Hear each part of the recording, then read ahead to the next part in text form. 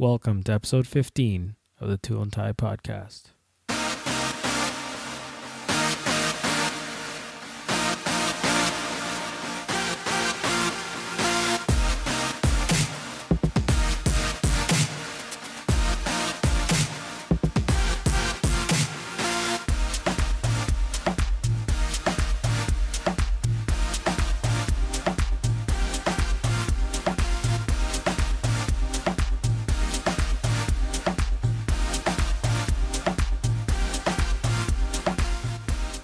Hey everybody, welcome to another episode of the Tool and Tie podcast. Today joining me on the episode for today's episode is my wife, Poonam. Hi guys. So today actually we're going to change things up a bit. Over the last 14 episodes, can you believe we're actually on episode 15? That's actually really encouraging. The last 14 episodes, you've kind of heard me talk about different topics, whether it be home renovations, confidence, plumbing, kitchen renovations, disasters, and you name it. And I've done a lot of talking. And what I really wanted to do this time around is I wanted to give the opportunity to some of the people out there who've got questions and air some of their answers. So I've been receiving a lot of questions, and thank you, everybody who have been sending questions to me. It's been a little overwhelming with the number of questions I receive on a weekly basis. And if I haven't gotten back to you yet, rest assured I will get back to you. Now, what we've done this time around is I've actually selected 5 questions that I want to answer. And the reason why I picked these 5 questions is I think it'll help the general audience out there. So what I'm trying to avoid is specific questions such as, I have this configuration in my kitchen and I want to fix this. I'm trying to avoid those questions. I do answer them back, via email individually to everybody. But for a broader audience, I wanted to make sure I can take these questions and it's something that's applicable to a much larger audience. So what I'm going to have Poonam do today is actually read the questions out. And I'm going to do my best to answer these questions. And I kind of had I haven't had 100% viewed all these questions as well. And I kind of did that on purpose because, there's one thing where you can prepare for an answer, but there's another thing where I like to sort of take things in the direction of I want to hear the question and sort of see what comes to my mind and answer it right away and just take it that route. So I'm going to hand it over to Poonam to start off with some of the questions that have flowed in. Okay, so we'll start off with the first question, which is from a gentleman by the name of Brett, and he resides in Calgary, Alberta. And his question is around your thought process on doing things on your own versus hiring a professional. And he's got a personal question to you on how were you not afraid that you would screw something up? Okay, so This is one of the reasons why, and Poonam had a big hand in actually picking some of these questions out as well. Now, this is the reason why we picked this question is because I think it's very, very important to help people understand that you don't always need a professional to fix things. Now, for me, the way I rationalize things in my brain is I would rather call in a professional once I've actually given up and thrown in the towel and said, I can't do this anymore. So if I'm going to call in a professional, say, for example, to remove tiles or to lay down new tiles, I may as well do the demolition on my own and have a little bit of fun with that. And if I can't figure out how to put the tiles back together, then I'd bring in a professional. But I want to at least give myself the opportunity to sort of learn things and figure things out. And there's a lot of great resources out there. 15 years ago, YouTube didn't really have the kind of backing that it does today and the kind of usage that it's got today. But you can learn so much off of YouTube. There's a lot of great professionals on there that are marketing their services, but at the same time, they're actually teaching you things. And you can learn a whole lot from there. You can pick up a book. You can go to home improvement stores. You can talk to people. And I think we're just in that era where I think as we evolve further and further with technology, with knowledge sharing, that we're just becoming a lot more intelligent as we move forward. And this is one of those scenarios where you only really need to call in a professional when you really can't figure it out. So the way I rationalize in my head is I gave myself that opportunity to figure things out. I had it's a leap of faith you take in yourself.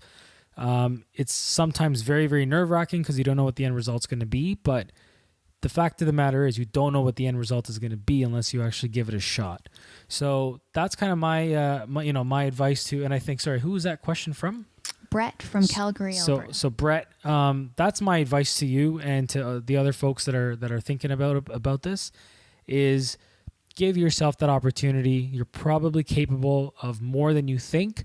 And if you really think that you hit a dead wall and you just can't go forward, then call in a professional. Yeah, that makes sense. The second question is from, let me see. Sorry, it's from Craig from Bahamas, actually. So, yeah.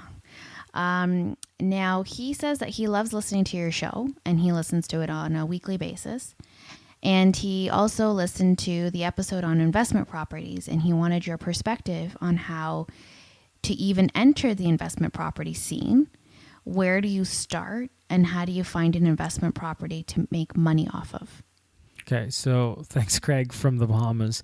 I'll be the first to say I don't know a whole lot about the real estate market in the Bahamas.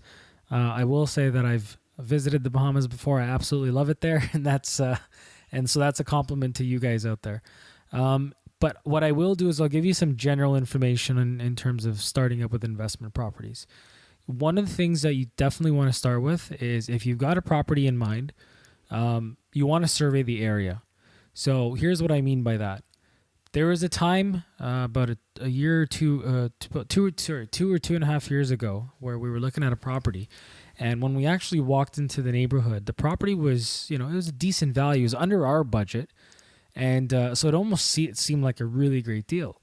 But when I actually surveyed the area itself, the surrounding properties or the comparable properties were just, marginally above that investment property we were looking at. And we would probably drop down a lot more dollars than we probably would have regained back from selling the property. So I think the first thing you want to do is survey the neighborhood and try to understand what the market is for that property. The next thing is you really need to understand whether you're going into something that requires cosmetic changes or if it's going to be structural changes. You need to get an idea or the idea behind the magnitude of the changes that you're looking at. So this is where you may want to bring in a professional contractor to give you a quote, not necessarily do all the work, but at least give you a quote so that you can sort of try to understand the magnitude of the renovation. There are, to be ethical about things, what you don't want to do is conceal things. You don't want to just take cut corners or do stuff like that. There's potentially another family that's going to be living in the property and be very, very unethical and unfair to them. So you want to do a good job and you want to do the job properly. So you want to make sure that you, get those quotes and make sure that they're as close as possible to reality. You're not always going to know what's behind the wall. So, there's a little bit of contingency you got to leave. But that's the other thing is try to understand the magnitude of it. And then the third thing comes down to financing. So what you don't want to do is build a property or renovate a property where the financing just doesn't work out as well. There could be instances where your property... So, for example, I'll give you another example. I haven't experienced this because our budget doesn't warrant this, but there was but because I have been in real estate, I can speak to this.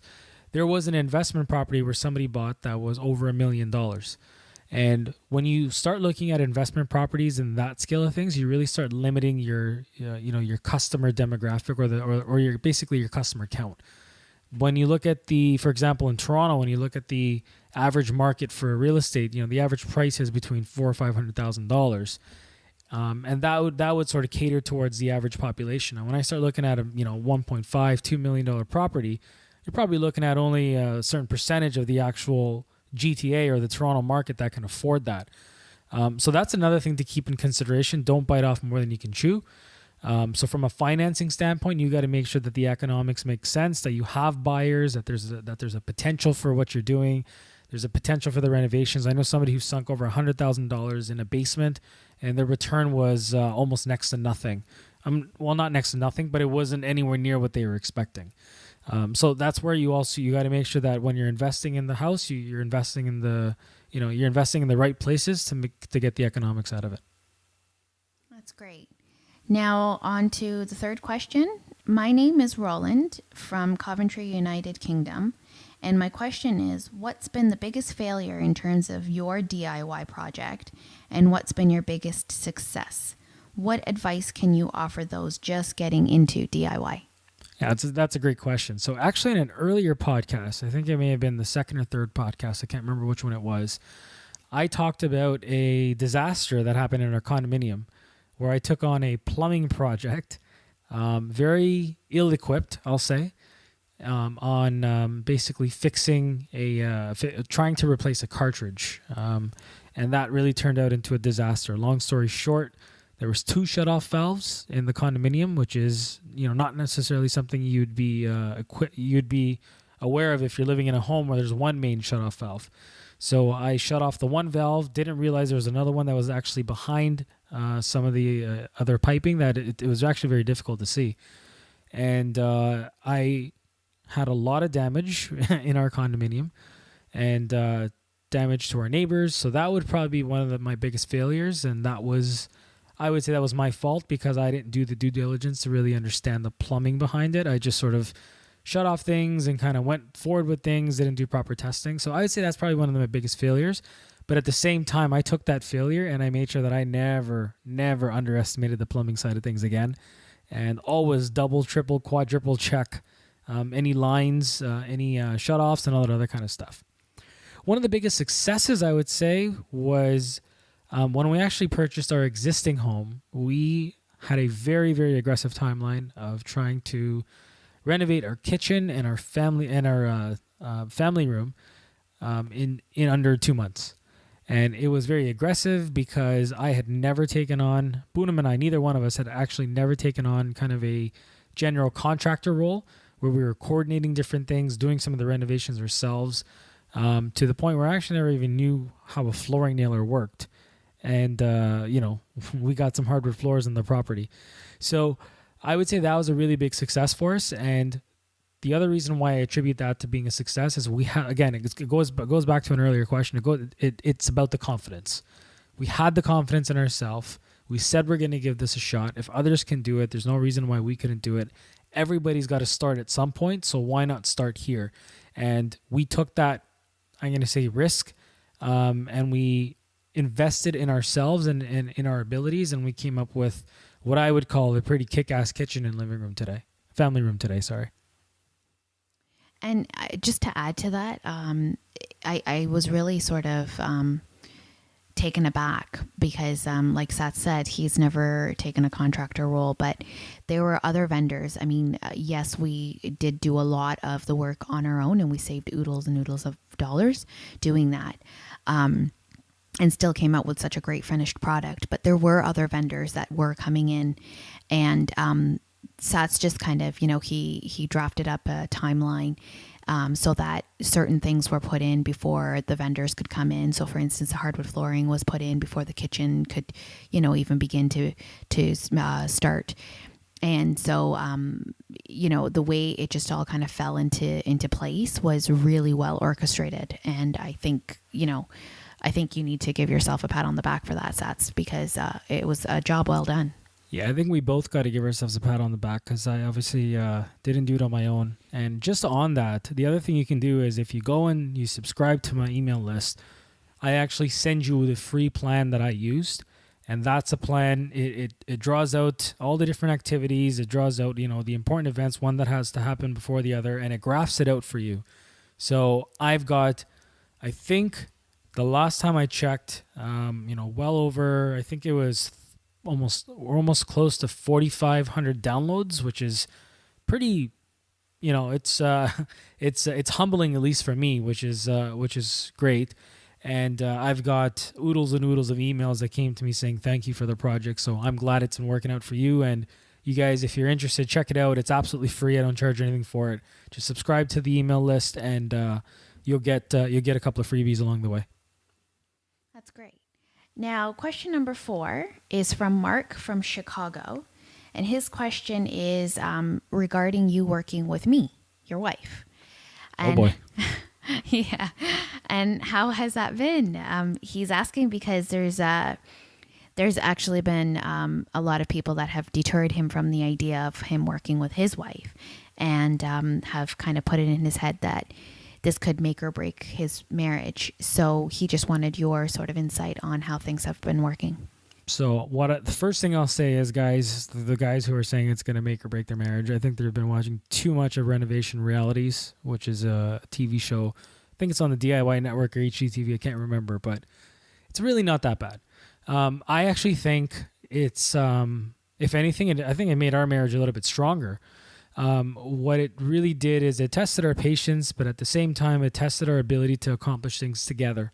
And ever since that event, I think there's been a whole bunch of other things along the way over the last several years that we've been able to sort of accomplish together. There are frustration points. There's points where, you're kind of not yelling and screaming, but you are getting frustrated with one another because, certain things are happening or are not happening. But that's natural. That's in any kind of a high pressure environment where you have to deal with a tight timeline. I think it, it does play a factor. Now, the other thing to keep in mind is, ultimately speaking, I'm kind of like the runner-up kind of a person, but ultimately my wife is the chief executive around in this when it comes to the decision making here. So, if there is a discussion point, she gets 2 votes to 1, so she'd veto me. But I'd say in 99.9% of the cases, we were pretty much aligned on everything, and it definitely helps to get the second person to reassure a decision that you're going to make. And once you guys are unified on the decision, it just whether it's the right decision or not, it's the right decision to you guys, and it just makes that experience so much more positive. Yeah, and just so I can give some of those ladies out there a little bit of my own experience working with my husband. It's like any boss or any coworker out there that, is going to partner up with you at some point in time on a project.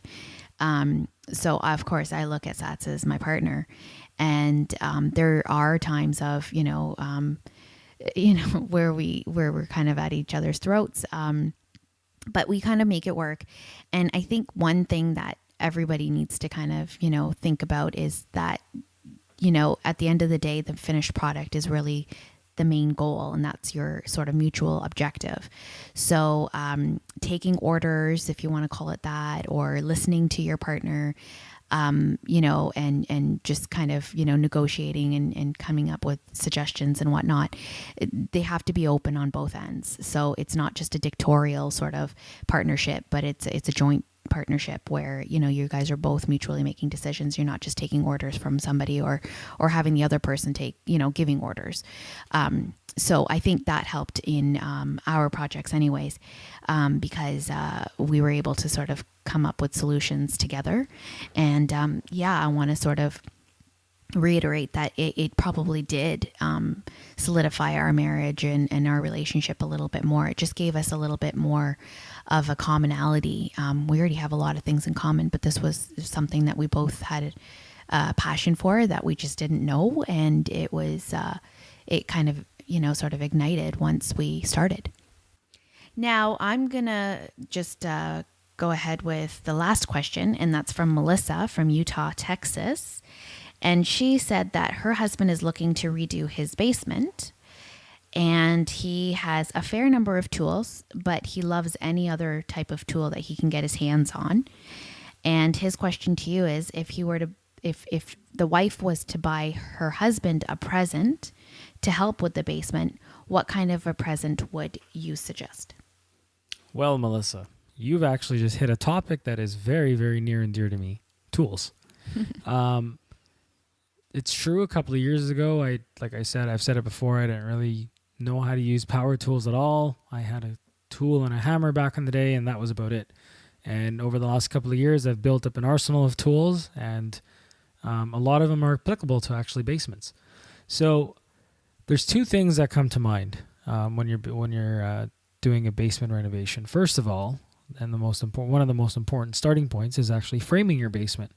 And there's a few ways you can frame your basement. You can grab a couple of nails and a hammer and actually nail in the 2x4s. You can screw them in, or you can get a framing nailer. So that's kind of the first tools that you can consider purchasing for your husband. A framing nailer is, I don't know how to explain it. It's man's best friend.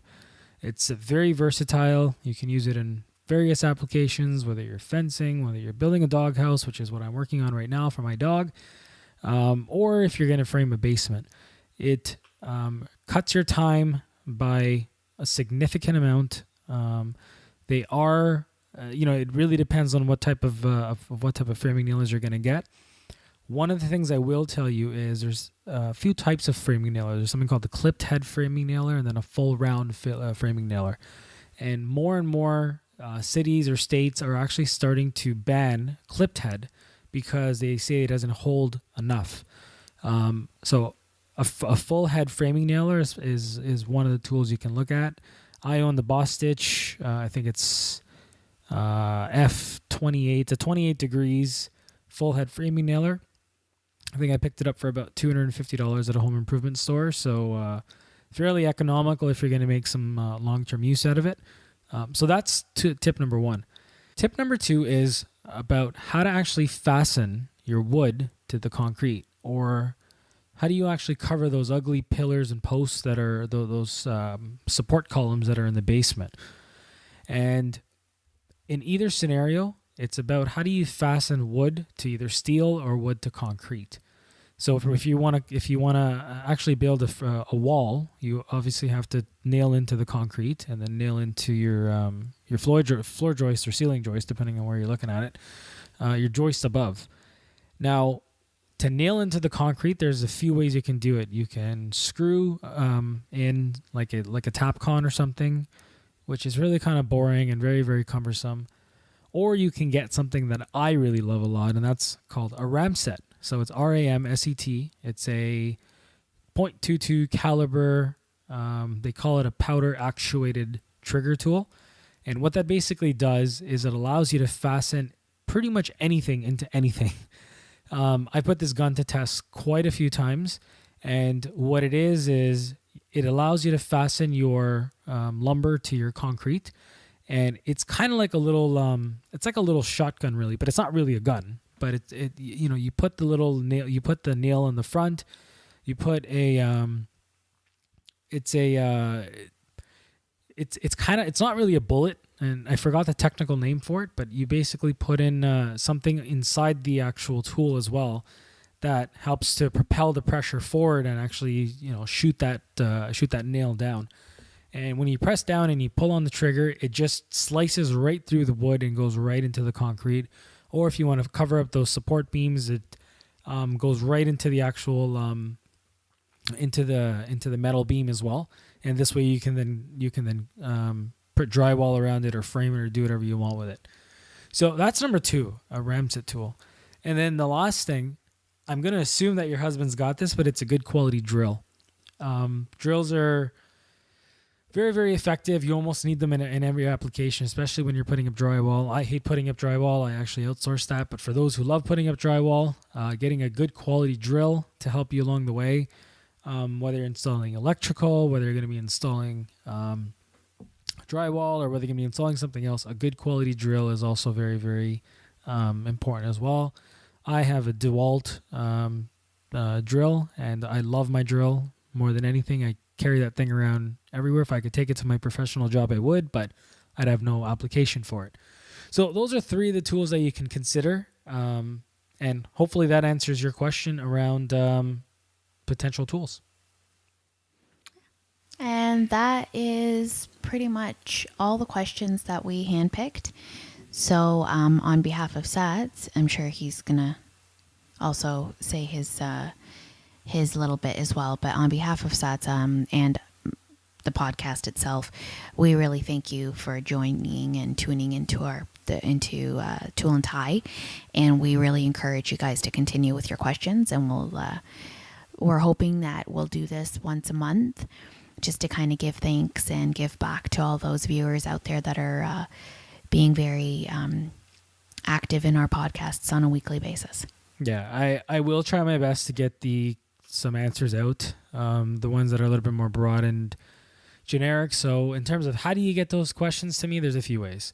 First is you can shoot me an email at sats@toolandtie.com. I check that email at least once a day, and I try my best to respond back. Anything generic, I'll try to pull out, and I'll get Poonam to help me because, like I said, I don't like looking at all the questions always because sometimes just the kind of person I am. I like actually hearing the questions and trying to sort of see where my mind takes things. And I don't think I really change anything from what I said today. The other way is you can go online and go to toolandtie.com/ask and ask Sats. And there you can send me a voicemail absolutely free. You can do it from your computer. All you need is a microphone, or you can do it from your smartphone. All you need to do is download the SpeakPipe app, and you can send me a message that way, or you can send me a message on Twitter. My Twitter username is @SatsSegal. So that's another way you can send it. So it's SATSSEHGAL. So hopefully that was helpful for you guys. And like I said, we'll do this again. We'll make sure next week's topic is also very, very engaging and entertaining as well. But until then, guys, stay happy, stay safe, and stay productive.